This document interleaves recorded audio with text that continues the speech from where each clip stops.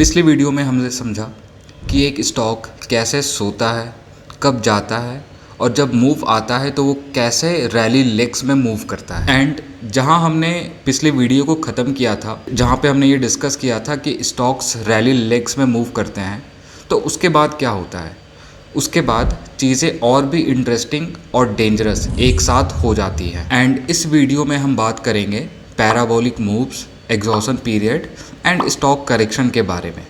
And before we start, I am Abhishek Kumar Ravi. I document my swing trading learnings through a structured data driven mindset. So let's begin. As a beginner, हमें ये बात का ध्यान रखना चाहिए कि कभी कभी ड्यूरिंग रैली हमें पैराबोलिक मूव्स देखने को मिलते हैं। एंड पैराबोलिक मूव्स में प्राइस ऑलमोस्ट वर्टिकल चली जाती है एंड हार्डली कोई पुल बैक आता है, मानो फुल एक्साइटमेंट चल रही है। सो एज अ बिगनर हमें इस बात का ध्यान रखना चाहिए कि पैराबोलिक मूव्स भले ही दिखते अच्छे हो, बट वो फ्रेजाइल होते हैं, वो कभी भी गिर सकते हैं, कभी भी करेक्शन आ सकती है उसमें। पैराबोलिक के एक एग्जांपल देखते हैं। जैसा कि आप मेरे स्क्रीन को देख पा रहे हो, ये चार्ट है ग्रो की, राइट। तो यहाँ पे एक काफ़ी इंटरेस्टिंग चीज़ हो रही है। मैं इसे अगर जूम करूँ तो ये जो इनिशियल मूव है, दिस वन, मैं इसे हाईलाइट कर देता हूँ। ये वाली जो मूव है ना, ये क्वाइट वर्टिकल है, राइट। अगर मैं यहाँ पे ट्रेंड एंगल से चेक करूँ दिस वन, तो देखोगे आप ये समवेयर अराउंड 71 डिग्रीज़ के अराउंड चल रही है एंगल। ये ऑलमोस्ट वर्टिकल है। तो जब भी हम ऐसे पैराबोलिक मूव, करेक्ट भी उतनी ही ज़्यादा करती है और वो बहुत टाइम तक डेड हो जाती है। तो इसने ये पैराबोलिक मूव दिया, इसने कितना परसेंट मूव दिया? It gave a move somewhere around 72%, right. उसके बाद क्या होता है, इसने करेक्ट किया। अब देखो हाईएस्ट पॉइंट से लोवेस्ट पॉइंट तक समवेयर अराउंड 27% ये करेक्ट किया। एंड उसके बाद आप देखो इसने बहुत समय तक कोई भी बड़ा मूव नहीं दिया, ये साइडवेज चला समवेयर अराउंड 138 डेज तक। तो ये था पैराबोलिक मूव्स, जिसमें मूव्स तो बहुत जल्दी आते हैं बट उसके बाद स्टॉक्स डेड भी हो जाती है बहुत लंबे समय तक। एंड एक रैली के बाद स्टॉक अपने एग्जॉशन फेज में जाने लगती है। एंड एग्जॉशन फेज के कुछ साइन होते हैं। कुछ साइंस जैसे रेड कैंडल की वॉल्यूम बढ़ने लगती है, 20 या फिर 50 सिंपल मूविंग एवरेज ब्रेक होने लगती है और शार्प पुल बैक आता है, या फिर प्राइस साइडवेज चलने लगती है। इस फेज़ में स्टॉक की मोमेंटम काफ़ी स्लो हो जाती है।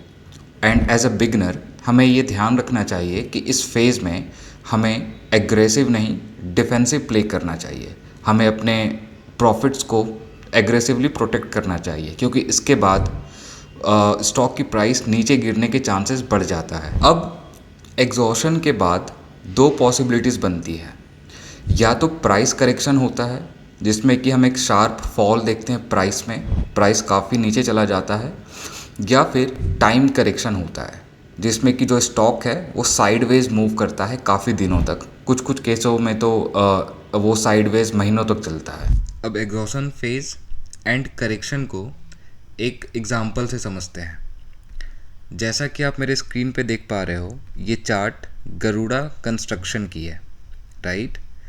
एंड अगर आप नोटिस करोगे तो इसने इनिशियली एक 97.8 अप्रॉक्स 98% का इसने मूव दिया। उसके बाद यहाँ पे कुछ इंटरेस्टिंग चीज़ें हो रही है। पहली चीज़, इसकी जो प्राइस है वो करेक्ट करती है, वो गिरती है।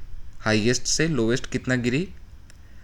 ये अराउंड 42% इसका प्राइस करेक्शन हुआ, राइट। मैं इसको हाईलाइट कर देता हूँ। प्राइस करेक्शन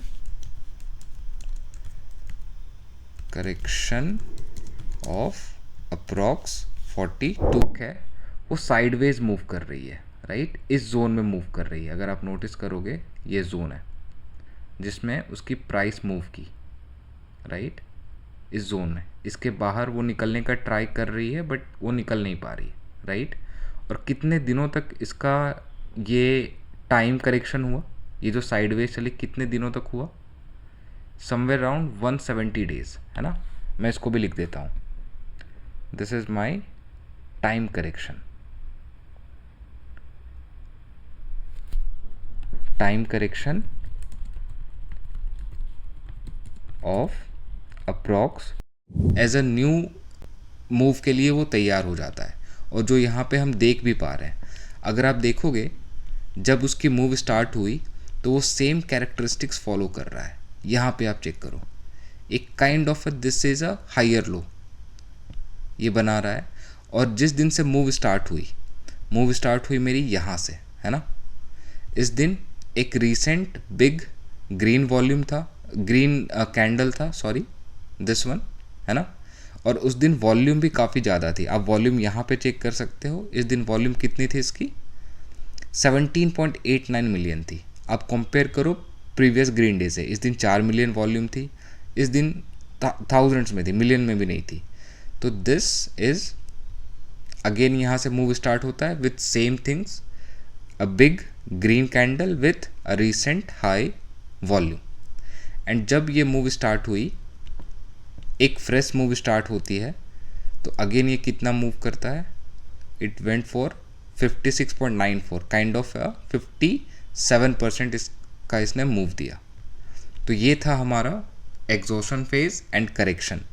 एक स्टॉक जब एक डिसेंट मूव देती है तो उसमें प्राइस करेक्शन और टाइम करेक्शन होता है, और जब एक डिसेंट प्राइस और टाइम करेक्शन हो जाता है तो स्टॉक की साइकिल कंप्लीट हो जाती है और वो अगेन एक मूव के लिए तैयार हो जाता है। एंड जैसा कि मैंने शुरू में बोला था कि मार्केट एक साइकिल में चलती है, तो करेक्शन के बाद साइकिल रिसेट होता है एंड वापस से एक नई साइकिल स्टार्ट होती है। सो इस वीडियो में हमने ये डिस्कस किया कि मार्केट रैंडम नहीं होते, ये एक साइकिल में बिहेव करते हैं। As a beginner sleeping phase में हमें ऑब्जर्व करना चाहिए, और जब मोमेंटम स्टार्ट होती है तो वहाँ पे थोड़ा सा एग्रेसिव होना चाहिए। First 3 rally legs best zones होते हैं जहाँ पे हमें मैक्सिमम प्रॉफिट मिलती है, एंड उसके बाद प्राइस मैच्योर होते हैं और करेक्शन के चांसेस बढ़ जाते हैं। फिर एंड में प्राइस या फिर टाइम करेक्शन होता है एंड उसके बाद साइकिल वापस से स्टार्ट करती है। सो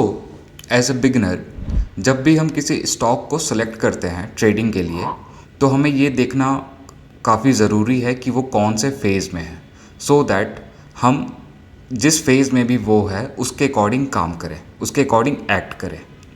एंड अगर आपको ये वीडियो अच्छी लगी हो तो प्लीज़ हमारे चैनल को सब्सक्राइब कर लीजिए ऐसे ही स्ट्रक्चर्ड ट्रेडिंग कन्वर्सेशंस के लिए। Thank you.